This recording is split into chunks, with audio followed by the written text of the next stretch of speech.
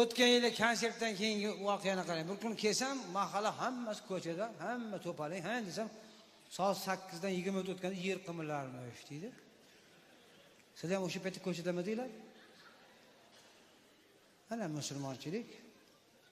Pasportlaringizni olinglar deb televizorda e'lon qilganmish. Pasportni olinglar, faqat pasportni xolos. Hammalaring ko'chaga chiqinglar. 20 yu 10 dami yer qimirlarini ko'pchilik bittasiga telefon qilsam, "Ha biz dachaga ketyapmiz" deydi. To'pposi namoz ham o'qiydi o'sha odam. Ha desak, yer qimirlarini shu deydi. Rostdanmi desam, rostdan odamlar bekorga aytmaydi-ku deydi. Yer qimirlashni Allohdan boshqa hech kim bilmaydi-ku. Yaponiyada har kun 4 marta yer qimirlaydi.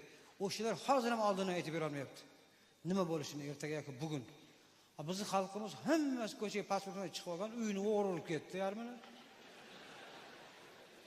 Bitta gapga shunday ishonadi-da. Toshkentni tark etinglar desa, hamma tashab chiqib ketaveradi. Nima? Toshkentda qimirlagan yer dachada qimirlamaydi. Ha, siz dachaga ketyapman hozir xotinim bilan, qayta olmayman deydi.